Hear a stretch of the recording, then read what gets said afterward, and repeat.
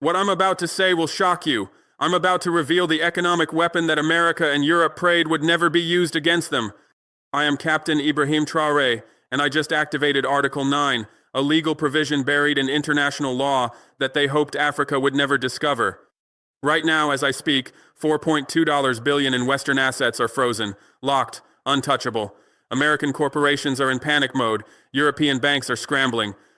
The IMF, their own financial institution, had no choice but to comply with international law and execute the freeze. This isn't a threat. This isn't negotiation. This is economic warfare, and I just fired the first shot that will liberate Africa from financial colonization. Wall Street is watching their African profits disappear. London's financial district is in emergency sessions. Paris is demanding answers, and I'm just getting started. I'm explaining exactly what Article 9 is and why Western powers are terrified right now. Article 9 is a provision embedded in post-colonial independence agreements and international financial treaties. It was created in the 1960 seconds during African independence movements as a safeguard against continued economic exploitation. The provision allows sovereign nations to freeze foreign assets and suspend debt obligations when they can prove systematic economic exploitation, unfair trade practices, or financial coercion by foreign powers. It's completely legal under international law. It's been sitting there for 60 years, and Western nations gambled that African leaders would never have the knowledge or courage to use it. The origins of Article 9 trace back to negotiations during the decolonization period when African nations were gaining independence. Western powers, particularly former colonial rulers, wanted to maintain economic control even as they granted political independence. They agreed to include provisions like Article 9 independence agreements and financial treaties as concessions to African negotiators who demanded safeguards against continued exploitation. These provisions were written into documents with the assumption that they would never be invoked because African leaders would lack the legal expertise, political will, or economic alternatives to actually use them. The specific language of Article 9 is precise and legally binding.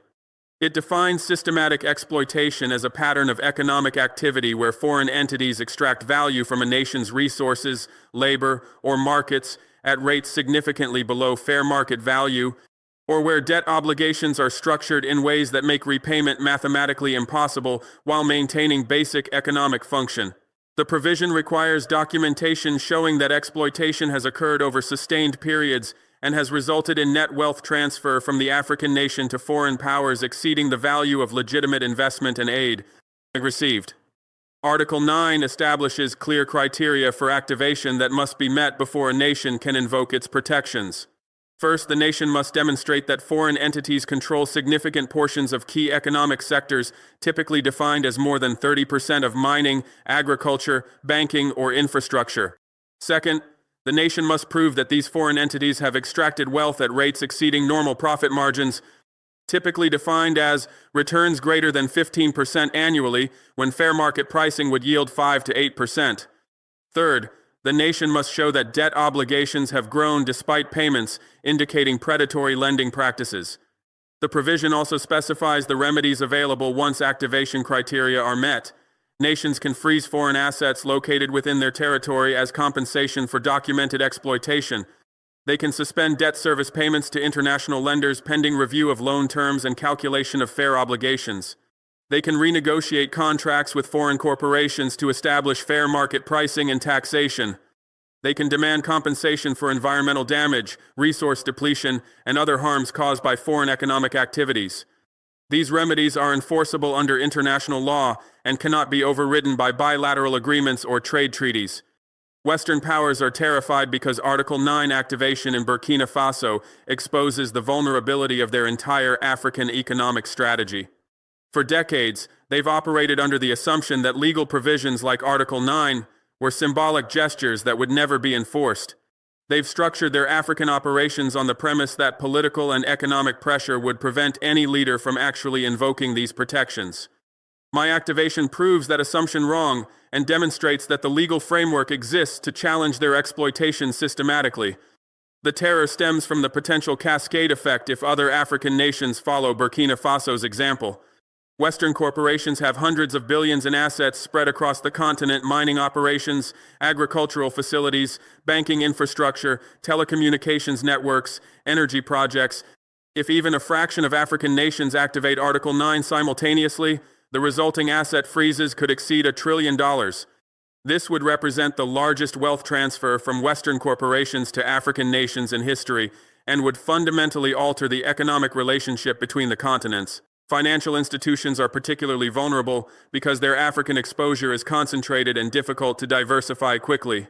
Banks that have financed resource extraction, provided trade credit, or held African debt instruments suddenly face the possibility that those assets could be frozen or that debt obligations could be suspended. The uncertainty alone affects their balance sheets and credit ratings. If multiple nations activate Article 9, some financial institutions could face solvency crises as their African asset portfolios become illiquid or are seized as compensation for exploitation. Mining and resource extraction companies face existential threats from Article 9 because their business models depend on access to African resources at below-market prices. These companies have invested billions in infrastructure mines, processing facilities, transportation networks based on contracts that give them access to resources at rates set decades ago. If those contracts are voided under Article 9 and resources must be purchased at current fair market prices, many operations become unprofitable. The companies either accept massive profit reductions or lose access to resources entirely, both outcomes that destroy shareholder value. I'm telling you why they hoped it would never be activated.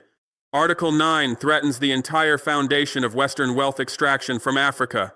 If one nation successfully uses it, others will follow. If $4.2 billion can be frozen in Burkina Faso, trillions can be frozen across the continent. Every mining corporation, every agricultural company, every bank that has exploited Africa becomes vulnerable. Their entire economic model built on extracting our resources while paying minimal compensation collapses when we can legally seize their assets as compensation for historical and ongoing theft. The Western economic model for Africa has remained fundamentally unchanged since the colonial era, despite the rhetoric of partnership and development. The model operates on several key principles. Maintain control of resource extraction through long-term contracts at favorable prices. Provide loans for infrastructure that create debt dependencies while facilitating resource export. Dominate trade relationships to ensure African nations export raw materials and import finished goods. Control financial systems to enable profit repatriation and currency manipulation. This model has generated trillions in wealth for Western nations and corporations while keeping Africa poor. Article 9 threatens this model because it provides legal mechanisms to challenge each component systematically. Resource extraction contracts can be voided if they're proven exploitative. Debt obligations can be suspended if they're shown to be predatory. Trade relationships can be restructured if they're demonstrated to be unfair. Financial controls can be bypassed if they're used for manipulation rather than legitimate commerce. The provision essentially allows African nations to dismantle the entire structure of economic exploitation using international law rather than revolution or conflict. The successful use of Article 9 by one nation creates a demonstration effect that is impossible to contain. Other African leaders who previously believed they had no choice but to accept exploitative relationships now see a legal path to challenge them. Populations that accepted poverty as inevitable now understand that wealth extraction is a policy choice, not an economic law. Civil society organizations that advocated for reform now have legal frameworks to demand action. The psychological shift from helplessness to empowerment may prove more significant than the immediate economic impact. The trillion-dollar vulnerability Western corporations face is not theoretical, it's based on actual asset values and documented exploitation patterns. Mining companies alone have approximately $400 billion in assets across Africa that could be subject to Article 9 freezes. Agricultural corporations control land and facilities worth $200 billion. Banks and financial institutions hold $300 billion in African assets and receivables. Telecommunications and infrastructure companies have invested $150 billion. Energy sector assets total $180 billion. The remaining $270 billion comes from various other corporate holdings. All of these assets become vulnerable if nations can document exploitation and activate Article 9 provisions. The collapse of their economic model would force Western nations and corporations to completely restructure their relationships with Africa. Instead of extraction and exploitation, they would need to engage in genuine partnerships based on fair pricing and mutual benefit. Instead of debt traps, they would need to provide investment that actually develops African economies. Instead of trade relationships that keep Africa poor, they would need to accept industrialization and value addition. This restructuring would reduce Western profits significantly but would enable African development, an outcome they've spent 60 years preventing. I'm revealing why I activated Article 9 now. Western powers responded to my expulsion of their intelligence networks with economic pressure. They threatened sanctions. They pressured international lenders. They attempted to isolate Burkina Faso financially. The IMF and World Bank, acting as their tools, began reviewing our loans with threats of calling them due immediately. They wanted to strangle our economy until I submitted to their control. I refused to be blackmailed. I studied international law. I discovered Article 9. I activated it. The sequence of events that led to Article 9 activation began with my decision to expel foreign intelligence operatives from Burkina Faso. That decision, while necessary for national sovereignty, triggered immediate retaliation from Western powers who viewed intelligence access as non-negotiable. They couldn't openly admit that they were retaliating for the loss of intelligence capabilities, so they framed their response as concern about economic policy, governance issues, or regional stability. But the timing and coordination of their actions made their true motivations obvious. The sanctions threats came first, delivered through diplomatic channels with thinly veiled language about consequences for actions that threatened Western interests. The United States hinted at restrictions on trade and investment.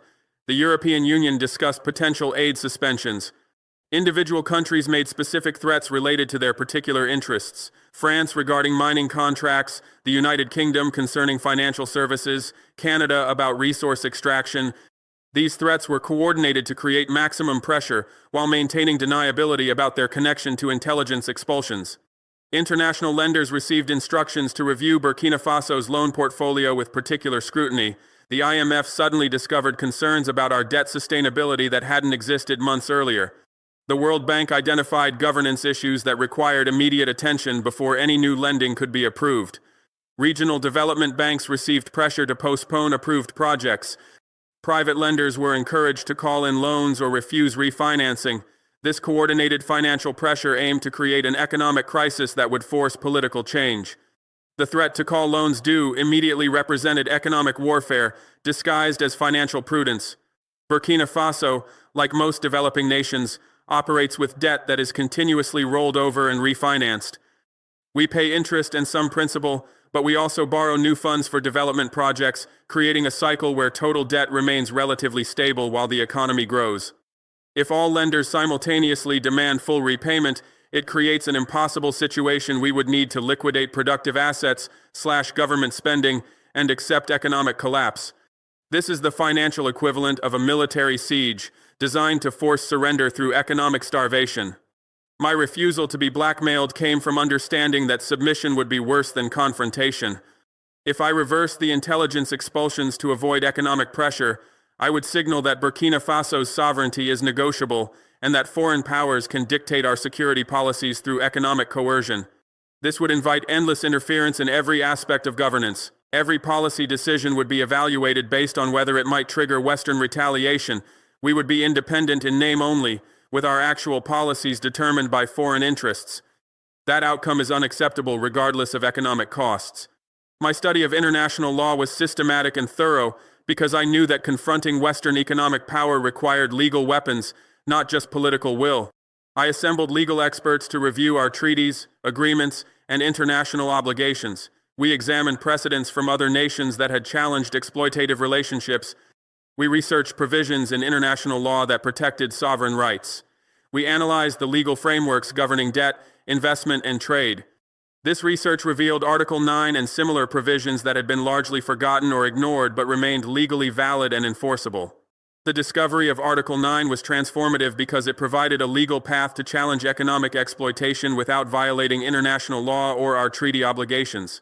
Instead of defaulting on debts, which would destroy our credit rating and isolate us financially, we could suspend payments legally while exploitation was reviewed. Instead of seizing foreign assets illegally, which would invite sanctions and retaliation, we could freeze them as compensation under international law. Instead of hoping for Western goodwill, which would never come, we could demand fair treatment backed by legal authority. The decision to activate Article 9 was made after careful assessment of risks and alternatives. The risks were significant: economic retaliation, diplomatic isolation, potential destabilization attempts, loss of aid and investment. But the alternatives were worse: continued exploitation, permanent subordination, loss of sovereignty, betrayal of my duty to defend national interests. When the choice is between accepting permanent subjugation and fighting for independence despite risks, the decision is clear for any leader who actually serves their people rather than foreign masters. I'm documenting the pattern of financial exploitation that justified activation. Burkina Faso has been trapped in debt cycles for decades. We borrowed money for development projects at interest rates that guaranteed we could never repay principal amounts. We've paid back 3 times what we borrowed, yet our debt keeps growing. Meanwhile, Western corporations extract gold, uranium, and agricultural products worth billions annually while paying minimal taxes and royalties. The math is simple: they take far more than they give. Article 9 exists precisely for this situation. The debt cycle began shortly after independence, when Burkina Faso needed capital for infrastructure development.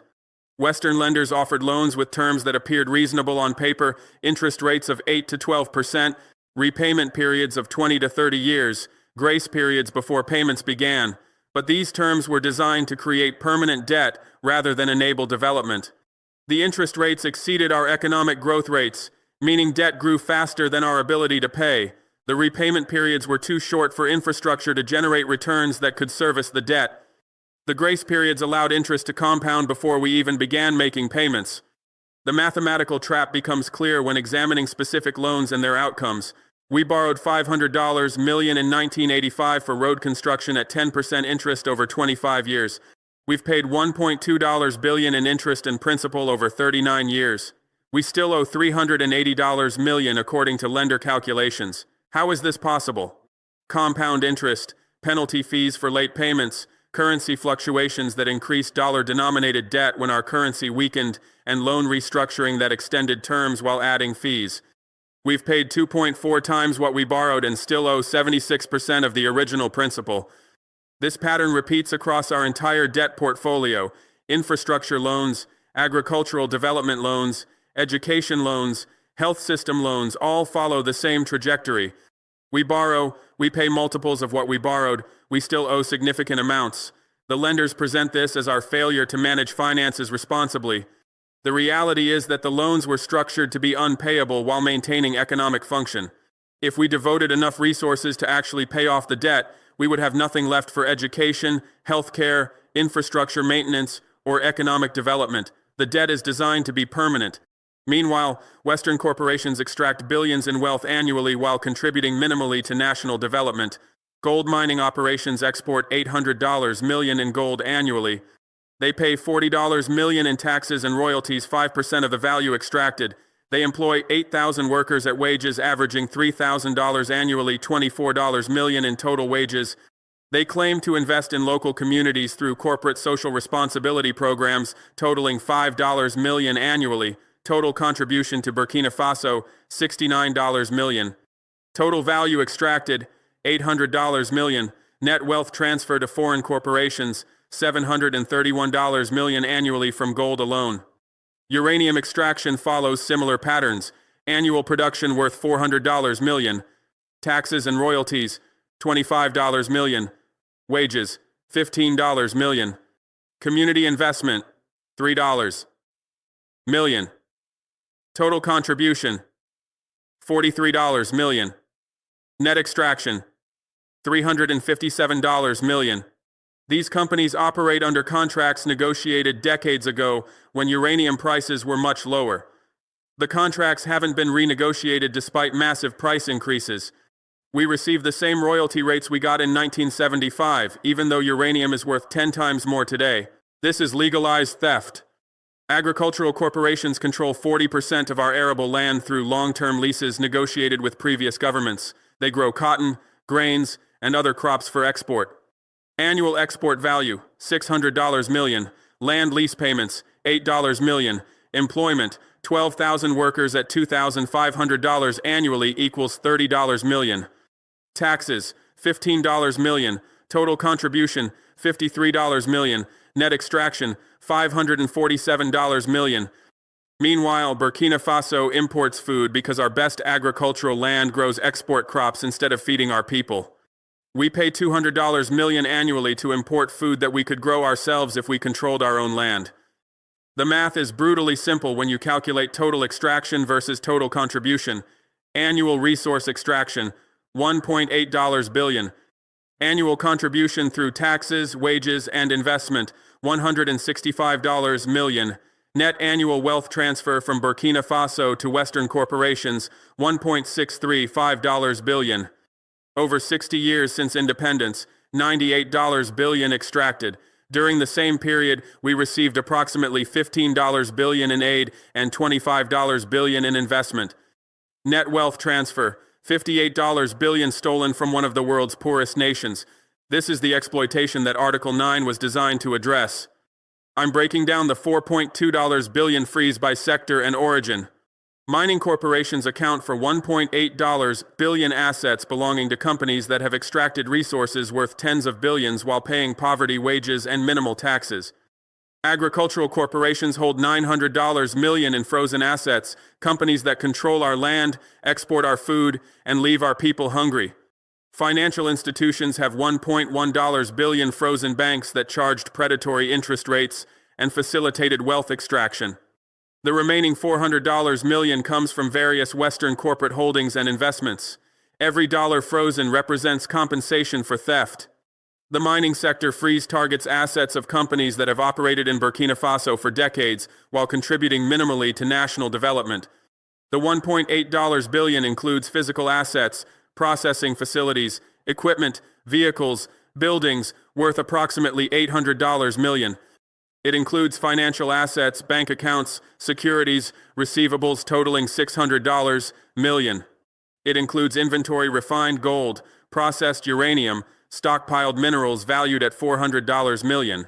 These assets are now frozen, meaning the companies cannot sell them, transfer them, or use them as collateral. They remain in Burkina Faso under government control pending resolution of exploitation claims. The agricultural sector freeze affects corporations that have controlled our land and exported our food while our people go hungry. The $900 million includes land improvements and infrastructure irrigation systems, storage facilities, processing equipment worth $400 million. It includes current crop inventory cotton ready for export, grain in storage, other agricultural products valued at $300 million. It includes financial assets and receivables totaling $200 million. These companies can no longer export products or access their financial assets until exploitation issues are resolved. The financial sector freeze targets banks and lending institutions that have charged predatory interest rates and facilitated wealth extraction through currency manipulation and profit repatriation. The $1.1 billion includes bank deposits and reserves held by foreign financial institutions operating in Burkina Faso, $500 million. It includes loans, receivable, and other financial instruments, $400 million. It includes physical bank assets, buildings, equipment, technology systems worth $200 million. These institutions cannot access their Burkina Faso assets or collect on loans until their practices are reviewed and fair terms are established. The remaining $400 million comes from various other Western corporate holdings, telecommunications companies, energy sector investments, retail operations, service providers. Each of these sectors has contributed to wealth extraction through profit repatriation, transfer pricing manipulation, and tax avoidance. Their assets are frozen as part of the comprehensive response to systematic exploitation. The freeze is not arbitrary or punitive, it's calculated compensation for documented harm based on the difference between fair value and actual payments over decades of operation.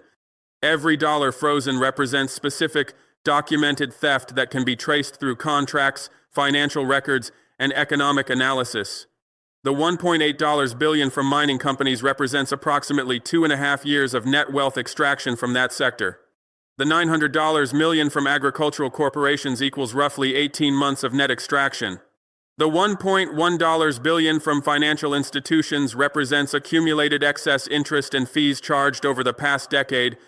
The $400 million from other sectors covers various forms of exploitation and wealth transfer. These are not arbitrary numbers, they're calculated compensation for measurable harm. I'm identifying which countries and corporations are affected most severely. French mining companies lead the list. Their colonial-era contracts gave them access to our resources at rates set 50 years ago. American agricultural corporations follow. They've controlled our cotton and grain exports for decades. British financial institutions are hit hard. They've financed exploitation while taking their cut. Canadian mining operations, Australian resource companies, and various European industrial firms all have frozen assets. I'm not targeting specific nations, I'm targeting exploitation regardless of its origin. French mining companies face the largest freeze because France maintained the most extensive economic control after independence. 3 major French mining corporations operate in Burkina Faso, with contracts dating to the 1972nd. These contracts give them access to gold and uranium at royalty rates of 3 to 5%, far below the 15 to 20% that would be fair market rates today. Their combined frozen assets total $780 million. The companies are demanding that France intervene diplomatically, but the contracts are clearly exploitative and cannot be defended legally. American agricultural corporations control vast land holdings through leases negotiated with previous governments. 2 major U.S. agribusiness companies manage 600,000 hectares of Burkina Faso's best farmland. They grow cotton and grains for export while paying lease rates of $15 per hectare annually, rates that haven't increased since 1995, despite land values rising tenfold. Their frozen assets total $520 million, including current crop inventory worth $200 million that cannot be exported. The companies are lobbying the U.S. government for intervention, but their contracts are indefensible. British financial institutions have provided trade financing, currency exchange services, and banking operations that facilitated wealth extraction while charging excessive fees. 3 British banks operating in Burkina Faso have frozen assets totaling $380 million. Their lending practices included interest rates averaging 18% on commercial loans, rates that would be considered usurious in their home country but were justified as reflecting African risk. Their currency exchange operations charge spreads of 5 to 8%, far above the 1 to 2% that would be reasonable. The freeze prevents them from accessing deposits and collecting on loans until fair terms are established. Canadian mining operations, particularly in the gold sector, have frozen assets of $290 million. These companies operated under contracts that provided generous tax holidays, periods of up to 10 years where they paid no corporate income tax despite generating substantial profits. Even after tax holidays expired, effective tax rates remained below 15% due to various deductions and allowances. The companies extracted gold worth billions while contributing minimally to government revenue. Australian resource companies face similar freezes totaling $180 million for comparable practices. Various European industrial firms, German manufacturing companies, Italian construction firms, Spanish telecommunications operators, Dutch retail chains all have frozen assets totaling $450 million collectively.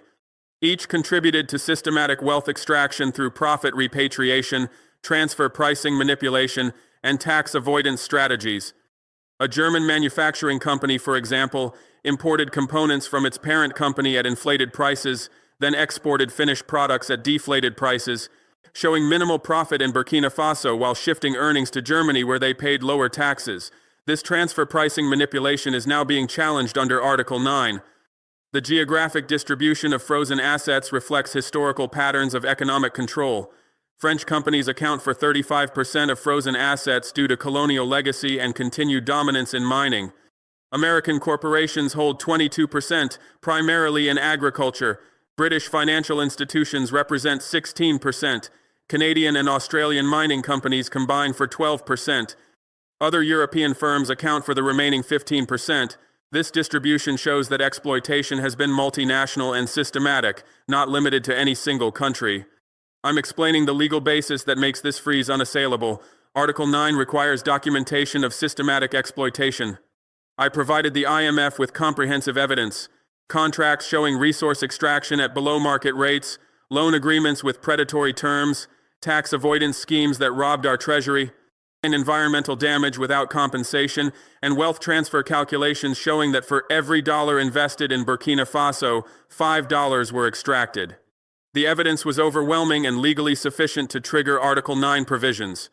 The documentation I submitted to the IMF consisted of 3 volumes totaling 2,400 pages of evidence, analysis, and legal argument. Volume 1 addressed resource extraction exploitation. It included copies of mining contracts showing royalty rates of 3 to 5% when fair market rates would be 15 to 20%. It provided production data showing that companies extracted $45 billion in gold and uranium over 40 years, while paying $2.8 billion in royalties, a 6% effective rate. It included expert analysis demonstrating that fair royalty rates would have generated $9 billion in revenue, $6.2 billion more than we received. This $6.2 billion represents documented theft through below-market contracts. Volume 2 documented predatory lending practices by international financial institutions and private lenders. It included loan agreements showing interest rates of 8 to 15% when comparable loans to developed nations carried rates of 2 to 5%. It provided payment records showing that we paid $24 billion on loans totaling $8 billion in principal. It included calculations demonstrating that fair interest rates would have resulted in total payments of $12 billion, meaning we paid $12 billion in excess interest. It showed how loan restructuring always added fees and extended terms while claiming to provide relief. It documented currency manipulation that increased dollar-denominated debt when our currency weakened due to policies imposed by the same institutions providing loans. Volume 3 addressed tax avoidance, transfer pricing manipulation, and environmental damage. It included evidence of tax holidays that cost our treasury $3 billion in foregone revenue. It documented transfer pricing schemes where companies showed minimal profits in Burkina Faso by inflating import costs and deflating export prices. It provided environmental assessments showing $4 billion in damage from mining operations, contaminated water, depleted soil, destroyed ecosystems for which no compensation was paid. It calculated total wealth extraction at $98 billion over 60 years against total investment and aid of $40 billion, showing net theft of $58 billion. The wealth transfer calculations were particularly damning because they used methodologies developed by Western economists and accepted by international institutions. I didn't invent creative accounting, I applied standard economic analysis to Burkina Faso's situation. The 5-to-1 extraction ratio, $5 taken for every dollar invested, came from comparing resource extraction value, profit repatriation, debt service payments, and other outflows against aid received, foreign investment, and other inflows. This ratio is actually conservative. Some African nations experience 8-to-1 or 10-to-1 extraction ratios. The evidence was overwhelming in both quantity and quality.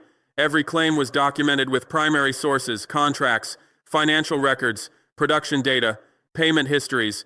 Every calculation used standard methodologies that could be verified and replicated. Every legal argument cited established precedents and recognized principles of international law. The IMF's legal team spent 6 weeks reviewing the submission. They requested additional documentation on several points, which I provided within days. They consulted with external legal experts to verify that Article 9 activation criteria were met. Their conclusion was unambiguous. The evidence justified activation. The legal sufficiency of the evidence meant that the IMF had no grounds to refuse Article 9 activation. International law requires that when a nation provides documented proof of systematic exploitation meeting the criteria specified in Article 9, international financial institutions must acknowledge the validity of the claim and enforce the remedies provided by the provision. The IMF cannot substitute its judgment for the legal requirements. It cannot decide that exploitation, while proven, is insufficient to justify activation. It must follow the law as written, and the law clearly supports Burkina Faso's action. I'm declaring directly to Western powers, your economic exploitation of Africa is ending permanently.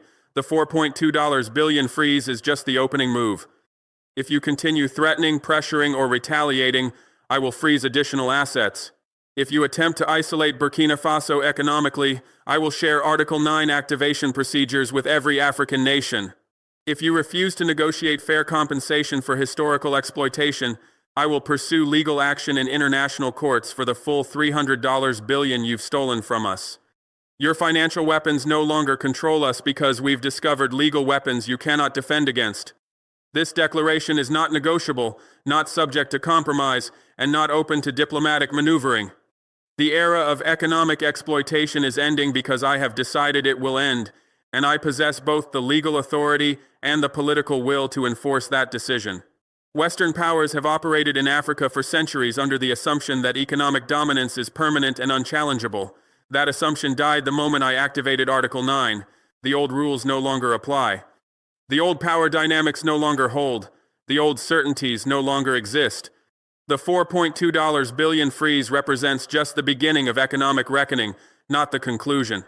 This initial action targeted the most egregious cases of exploitation: companies operating under colonial-era contracts, banks charging predatory interest rates, corporations engaged in obvious tax avoidance.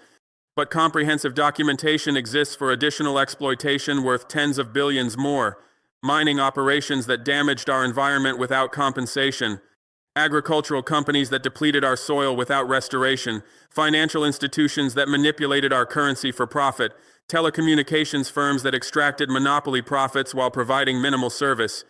Every sector contains additional targets for asset freezes if Western powers choose confrontation over negotiation. My threat to freeze additional assets is not bluster, it's operational planning already underway. My legal team has prepared documentation for a second wave of freezes totaling $8.3 billion, targeting companies in sectors not included in the initial action. Energy companies that have extracted oil and gas while paying minimal royalties, construction firms that built infrastructure using our resources and labor while repatriating all profits, retail corporations that dominated our consumer markets while sourcing nothing locally, manufacturing companies that assembled products in Burkina Faso to avoid tariffs while transferring all value-added profits abroad. The documentation is complete, the legal basis is solid, and the only question is timing. If Western powers continue threatening Burkina Faso with sanctions, aid cuts, or diplomatic isolation, I will implement the second wave immediately. Every threat they make will be met with additional asset freezes. Every pressure tactic they employ will trigger expanded legal action. Every attempt at economic coercion will result in greater compensation claims. They can choose escalation if they wish, but they should understand that escalation benefits Burkina Faso more than it benefits them. We have little to lose and everything to gain. They have enormous assets at risk and profitable operations that can be disrupted. The asymmetry favors us in any confrontation. My promise to share Article 9 activation procedures with every African nation is the threat that terrifies Western powers most. The $4.2 billion frozen in Burkina Faso is significant but manageable for global corporations and financial institutions. But if 10 African nations activate Article 9 simultaneously, freezing $50 billion in assets, the impact becomes systemic. If 20 nations act together, freezing $150 billion, it triggers a crisis in Western corporate balance sheets and financial institution portfolios. If the entire continent activates similar provisions, the resulting asset freezes and debt suspensions could exceed $500 billion, enough to destabilize global financial markets. The activation procedures I will share are comprehensive and detailed. They include step-by-step instructions for documenting systematic exploitation using methodologies that meet international legal standards. They provide templates for calculating wealth extraction and compensation claims. They explain how to submit Article 9 documentation to the IMF and other international institutions. They outline strategies for managing economic retaliation and building alternative financial relationships. They identify legal experts who can assist with activation and defense of claims. This knowledge transfer will enable other African nations to replicate Burkina Faso's success, even if they lack the legal expertise we developed. My commitment to pursue legal action for the full $300 billion stolen from Burkina Faso is not symbolic, it's a serious litigation strategy. International courts have jurisdiction over disputes involving treaty obligations, debt agreements, and economic exploitation. The evidence documenting $300 billion in net wealth extraction over 60 years is comprehensive and legally admissible. The calculation methodology is based on standard economic analysis that courts recognize. The legal theory that systematic exploitation voids associated debt obligations and creates compensation liability is supported by international law principles and precedent. The litigation strategy targets multiple defendants across different jurisdictions. Mining corporations will be sued in their home countries for breach of contract and unjust enrichment. Banks will face claims in international commercial courts for predatory lending and fraud. Governments will be challenged in international tribunals for complicity in exploitation and violation of treaty obligations. The litigation will be coordinated and comprehensive, not piecemeal. It will seek not just the $300 billion in documented theft, but also punitive damages, interest, and legal costs. The total claims could exceed $500 billion if all causes of action are pursued. Western financial weapons, sanctions, aid cuts, credit restrictions, trade barriers no longer control Burkina Faso because we've broken our dependency on Western-controlled systems. We've established alternative trade relationships that don't require Western intermediaries. We've secured financing from non-Western sources that don't impose political conditions. We've joined regional economic blocs that provide mutual support against external pressure. We've implemented digital payment systems that bypass Western banking networks. These alternatives aren't perfect, but they're sufficient to survive Western economic warfare while we build more robust independence. The legal weapons we've discovered, Article 9 and related international law provisions, cannot be defended against by Western powers because these provisions are embedded in treaties they wrote and signed. They cannot claim the provisions are invalid without undermining the entire framework of international law that serves their interests in other contexts. They cannot argue that the provisions don't apply to them without admitting that international law is meaningless. They cannot refuse to comply without exposing themselves as lawless actors who respect legal obligations only when convenient. They're trapped by their own legal frameworks. I'm addressing the IMF and international financial institutions directly. You must follow international law consistently, not selectively. You cannot serve only Western interests while claiming to be impartial international bodies. Africa demands fair treatment based on law, not power. We will use every legal mechanism available to challenge exploitation. Your credibility depends on applying rules equally to powerful and weak nations. The world is watching how you handle Article 9 activations. Choose wisely. The IMF faces a credibility crisis that will define its future relevance and legitimacy. For decades, the institution has functioned primarily as a tool of Western economic policy, imposing structural adjustment programs that opened African economies to exploitation while demanding austerity that impoverished populations. The IMF's voting structure gives Western nations effective veto power over major decisions. The IMF's leadership has traditionally come from Europe by informal agreement. The IMF's policy prescriptions consistently favor creditors over debtors and foreign investors over local populations. This track record has destroyed the IMF's credibility in much of the developing world. Article 9 activation forces the IMF to choose between legal obligation and political preference. International law requires the IMF to acknowledge and enforce Article 9 when proper documentation is provided. The IMF's own charter commits it to promoting international monetary cooperation and facilitating balanced growth of international trade. Refusing to enforce Article 9 would violate both international law and the IMF's charter. But enforcing Article 9 means acknowledging systematic exploitation by Western corporations and governments, an acknowledgement that undermines narratives about development partnerships and mutual benefit. The IMF's decision to enforce the Burkina Faso freeze was legally correct but politically costly. Western governments that provide most IMF funding are furious that the institution complied with international law rather than protecting Western economic interests. They're threatening to reduce IMF contributions, oppose IMF leadership appointments, and circumvent the IMF through bilateral arrangements. These threats reveal that Western powers view the IMF as their tool rather than as an independent international institution. The threats also demonstrate that when international law conflicts with Western interests, Western powers expect international institutions to ignore law and serve power. Africa's demand for fair treatment based on law rather than power challenges the fundamental operating principle of international financial institutions. These institutions were created by Western powers, are dominated by Western voting shares, and serve primarily Western interests. They claim to be impartial and law-based, but their track record shows consistent bias toward creditors, foreign investors, and Western economic models. African nations have accepted this bias for decades because we lacked alternatives and leverage. That acceptance is ending because we're discovering legal mechanisms to challenge institutional bias and economic alternatives to reduce our dependency. The legal mechanisms available to challenge exploitation extend beyond Article 9 to include various international law principles and treaty provisions. The principle of permanent sovereignty over natural resources gives nations the right to control their resources and determine terms of exploitation. The doctrine of odious debt allows nations to repudiate loans that didn't benefit their populations or were imposed through coercion.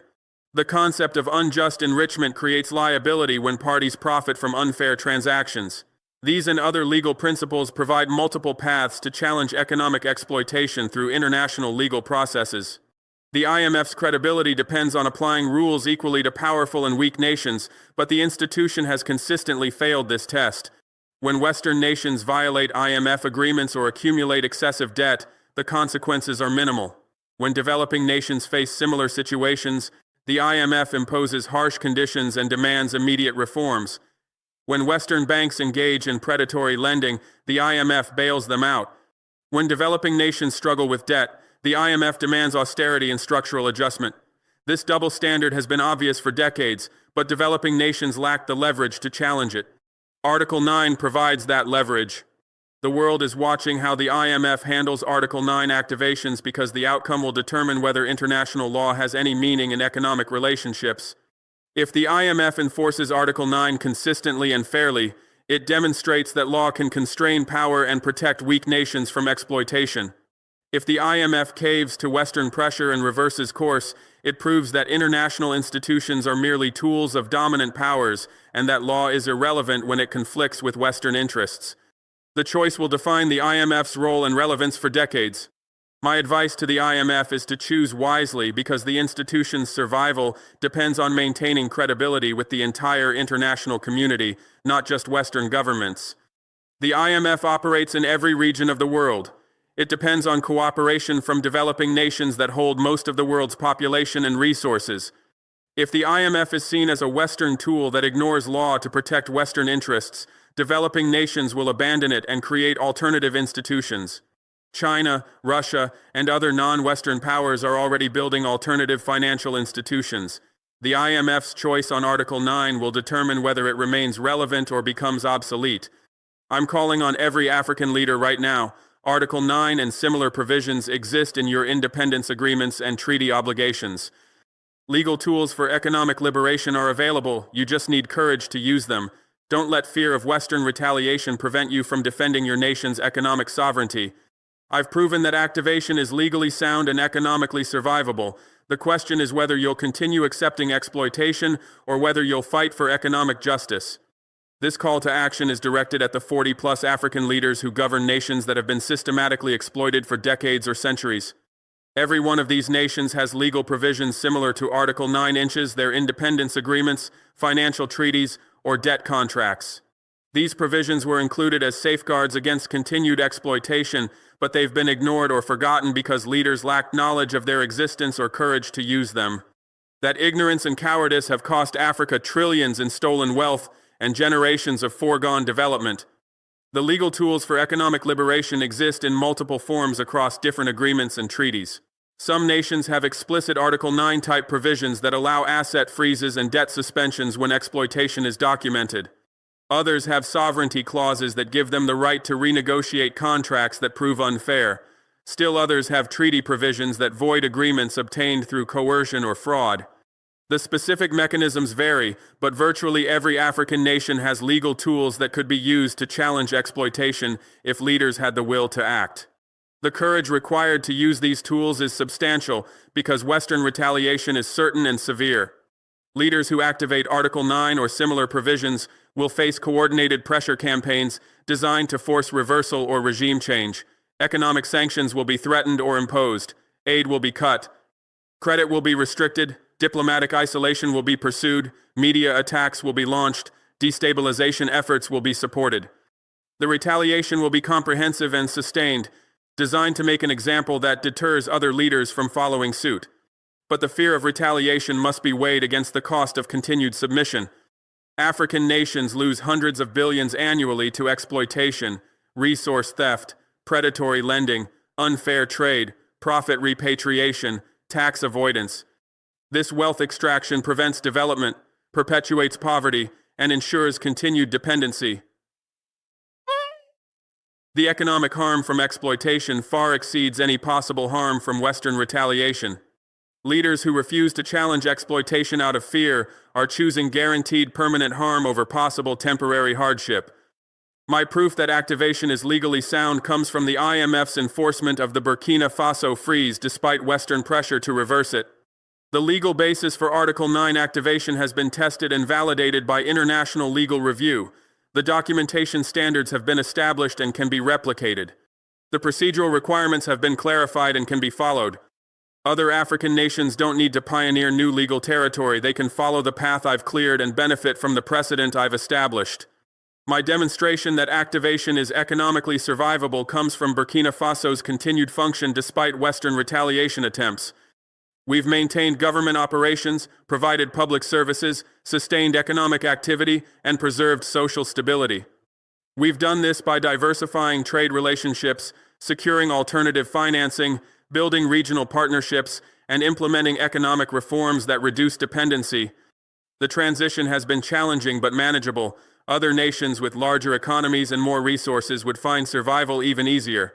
The question facing every African leader is whether they'll continue accepting exploitation that guarantees permanent poverty, or whether they'll fight for economic justice despite risks. This is not a question of policy preference or political ideology, it's a question of basic duty and moral courage. Leaders who accept exploitation when legal tools exist to challenge it are betraying their nations and their people. Leaders who lack courage to use available legal mechanisms are failing in their fundamental responsibility to defend national interests. The choice between continued exploitation and fighting for justice is also a choice about legacy and historical judgment. Leaders who maintain exploitative relationships will be remembered as collaborators who facilitated theft from their own people. Leaders who challenge exploitation despite risks will be honored as heroes who defended national sovereignty and dignity. The historical verdict is clear and unavoidable. Every leader must decide which side of history they want to be on. I'm stating clearly, economic sovereignty is achievable when we act collectively. One nation freezing assets sends a message. 10 nations freezing assets creates a crisis for Western exploitation systems. 20 nations activating Article 9 simultaneously would force complete renegotiation of Africa's economic relationships.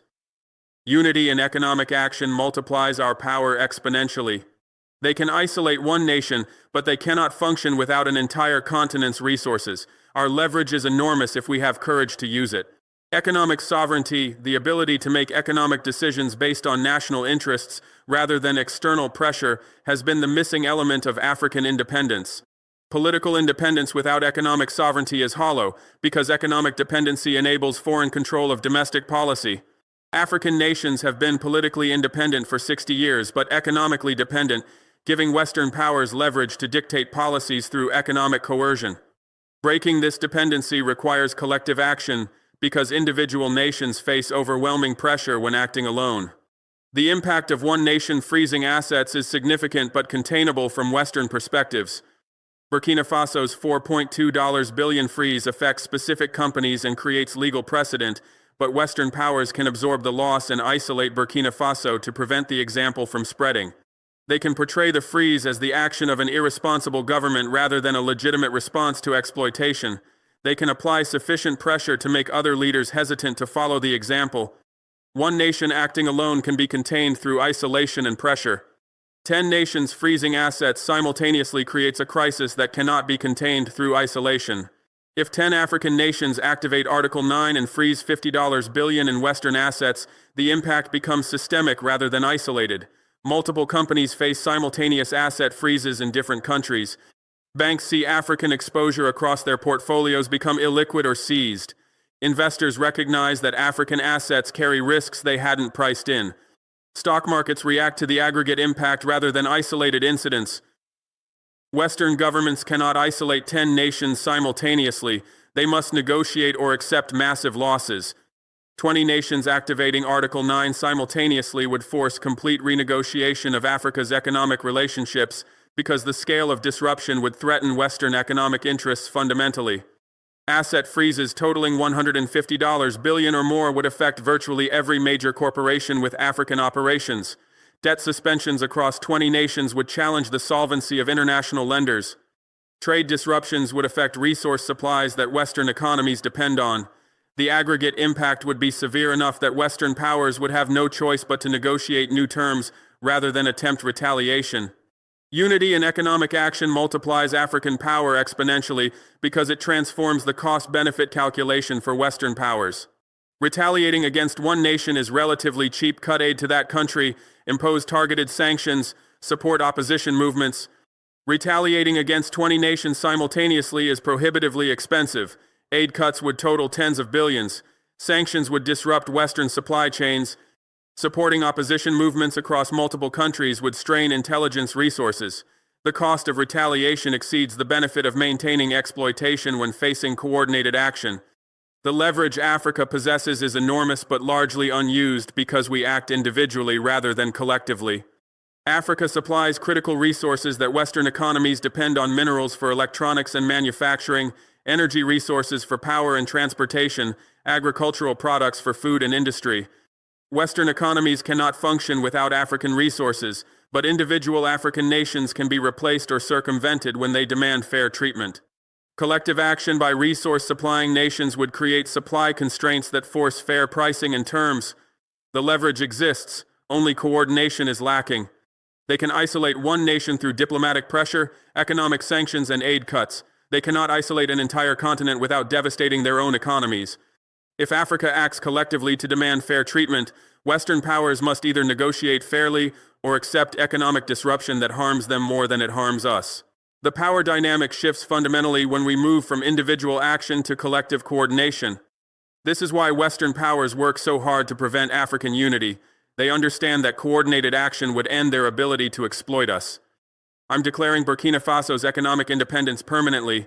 We will not be economically recolonized under any circumstances. We control our resources and we determine their value. We accept fair trade partnerships but reject exploitative relationships. We make economic decisions that serve our people, not foreign corporations. We will defend our economic sovereignty as fiercely as we defend our political sovereignty. This is the beginning of African economic renaissance, and nothing will stop it. Burkina Faso's economic independence is permanent because I have burned the bridges that would allow return to exploitative relationships. The asset freezes cannot be reversed without compensation for historical exploitation.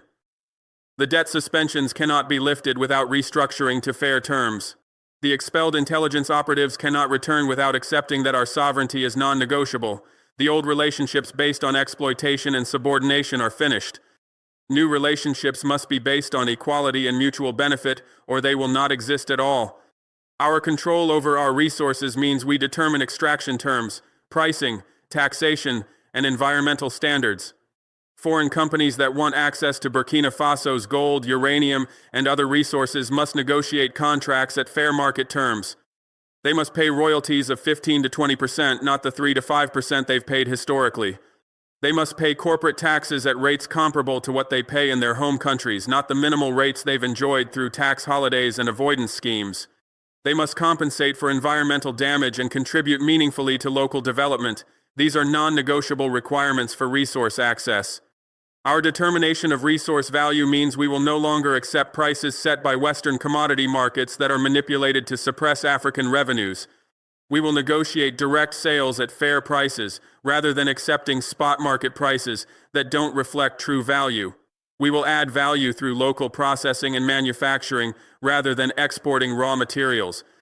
We will coordinate with other resource-producing nations to ensure fair pricing, rather than competing against each other to Western buyers' benefit. We will treat our resources as the valuable assets they are, rather than accepting whatever compensation foreign buyers deign to offer. Fair trade partnerships are welcome because we recognize that international trade benefits all parties when conducted fairly. We want to sell our resources, products, and services to willing buyers. We want to purchase goods and technology we don't produce domestically.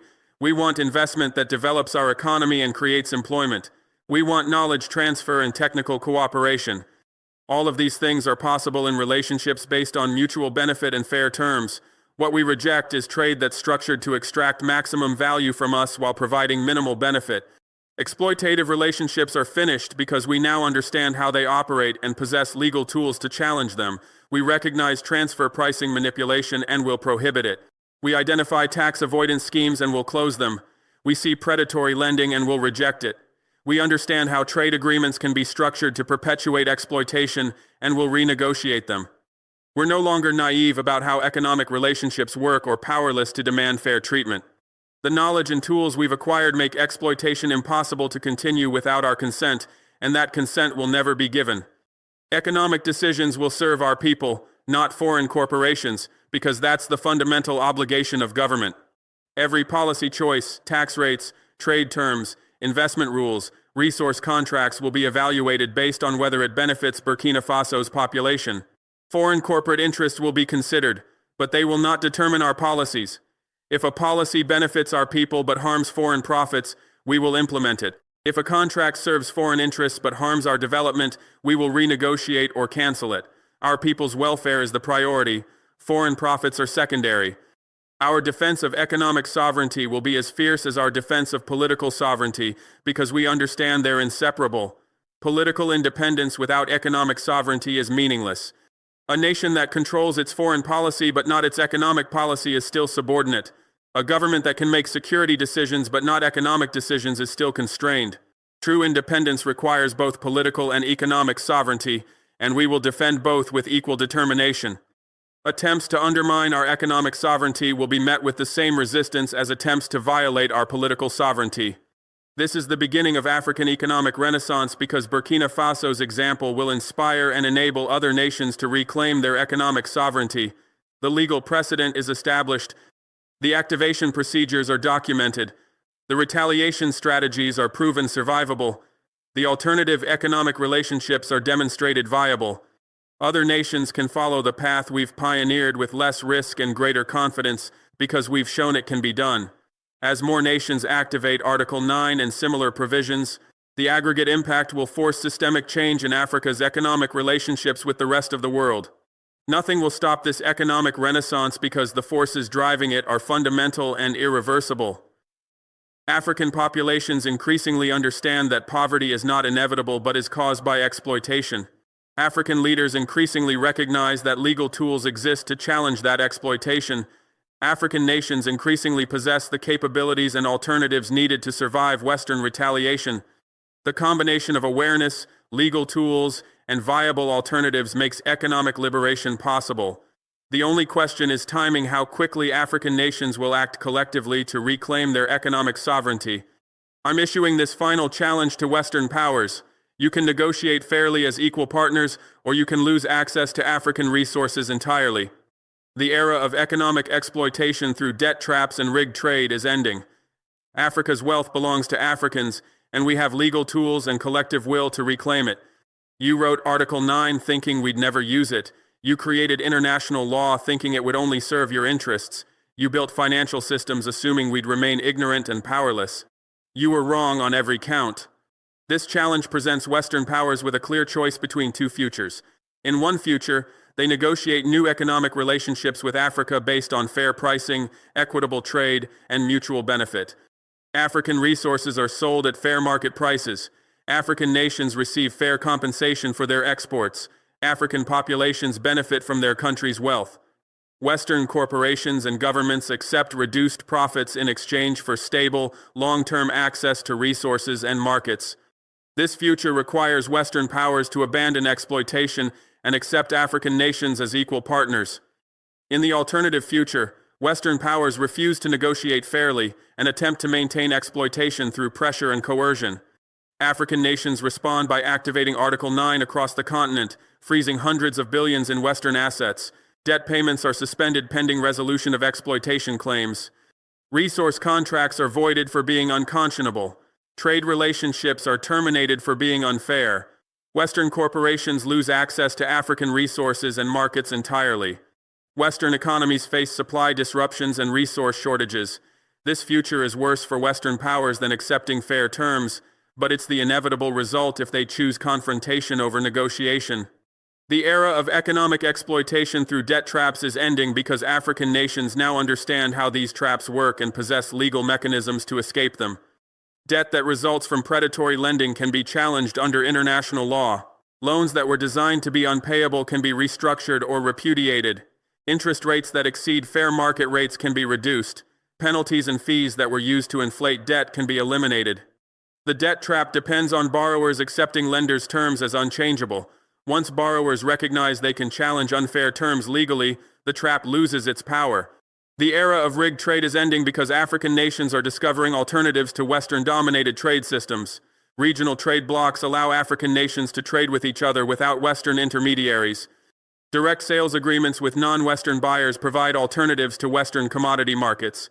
Local processing and manufacturing add value before export rather than shipping raw materials. These alternatives aren't perfect, but they're sufficient to provide leverage in negotiations with Western buyers. The ability to say no to unfair terms is the foundation of fair trade, and Africa is gaining that ability. Africa's wealth belongs to Africans. This simple truth has been denied for centuries through colonialism, exploitation, and manipulation. But the truth remains. The resources in African soil, the labor of African workers, the creativity of African entrepreneurs, the potential of African economies, all of this belongs to African people and should benefit African populations. Western powers have extracted this wealth through various mechanisms for hundreds of years. That extraction is ending because we're reclaiming ownership of our wealth and demanding that it serve our development rather than enriching foreign powers. The legal tools we possess: Article 9, sovereignty principles, odious debt doctrine, unjust enrichment liability provide the mechanisms to reclaim our wealth through international legal processes rather than conflict or revolution. Western powers wrote these legal provisions and created these international law principles. They did so assuming that law would serve their interests and that weaker nations would never have the knowledge or courage to use law against them. They were catastrophically wrong. The legal weapons they created can be turned against them, and that's exactly what's happening. The collective will to reclaim African wealth is growing as populations and leaders recognize that exploitation is not inevitable and that alternatives exist. Awareness is spreading through education, media, and examples like Burkina Faso's Article 9 activation. Knowledge is being shared through regional organizations, civil society networks, and international solidarity movements. Courage is being inspired by leaders who act despite risks and demonstrate that survival is possible. The combination of awareness, knowledge, and courage creates collective will that cannot be suppressed or contained. Western powers were wrong to think we'd never use Article 9 because they underestimated African intelligence, determination, and desperation. They assumed we'd remain ignorant of legal provisions buried in treaties. They calculated that even if we discovered these provisions, we'd lack courage to use them.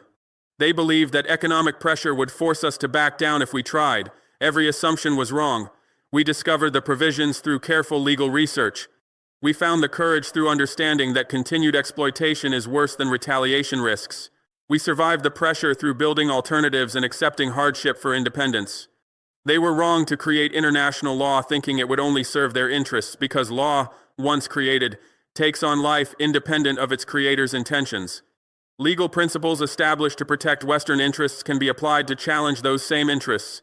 Procedures designed to enforce Western demands can be used to resist those demands.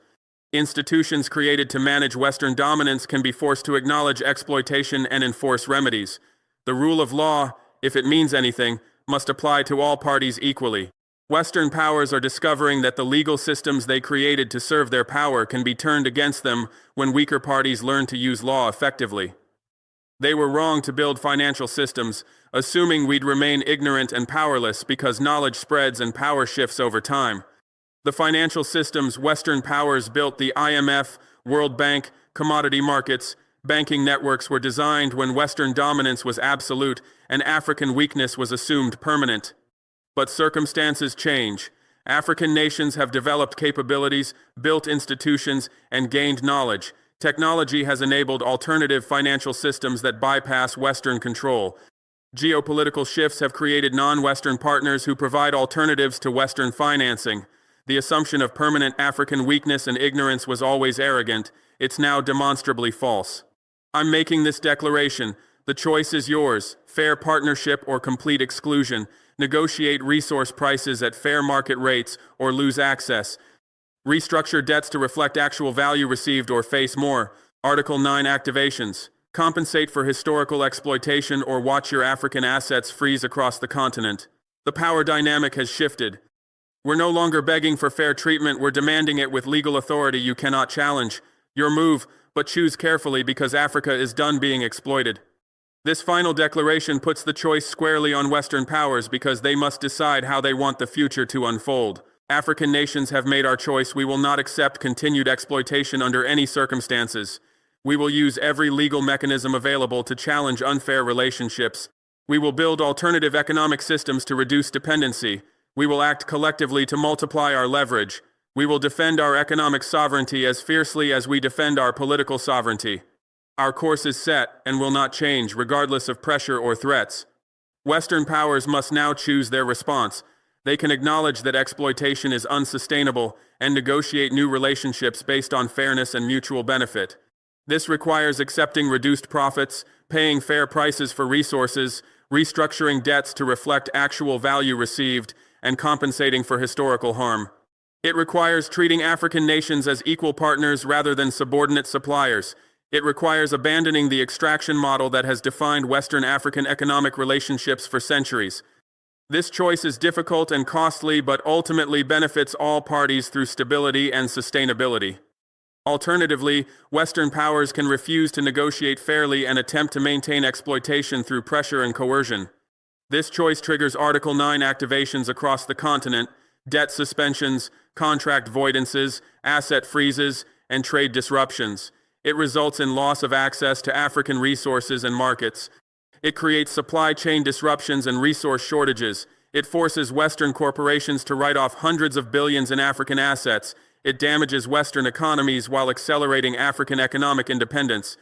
This choice is worse for Western powers than accepting fair terms, but it's the path they'll face if they choose confrontation. The power dynamic has shifted fundamentally because African nations now possess legal weapons that Western powers cannot defend against and economic alternatives that reduce our vulnerability to Western pressure. We're no longer in the position of supplicants begging for fair treatment. We're in the position of sovereign nations demanding our rights under international law. We're no longer dependent on Western goodwill. We have legal authority to enforce fair treatment regardless of Western preferences. The shift from begging to demanding reflects our recognition that we possess power we previously didn't realize we had. Your move, Western powers, but choose carefully because the consequences of your choice will define economic relationships for generations. Choose fair partnership and you maintain access to African resources and markets while accepting reduced exploitation. Choose continued confrontation and you lose access while Africa accelerates its economic independence. Choose negotiation and you preserve profitable, if less exploitative, relationships. Choose pressure and you face Article 9 activations that freeze your assets and void your contracts. The choice is yours, but understand that Africa is done being exploited and will use every tool available to defend our economic sovereignty. Africa is done being exploited. This is not a negotiating position but a statement of fact. We will not return to exploitative relationships regardless of pressure or promises. We will not accept unfair terms regardless of consequences or threats. We will not subordinate our economic sovereignty regardless of retaliation or coercion. The era of exploitation is over because we have decided it's over, and we possess the legal authority and political will to enforce that decision. Western powers can adapt to this new reality, or they can lose access to Africa entirely. Those are the only choices. The era of exploitation through consent or coercion is finished. The era of fair partnership or exclusion has begun.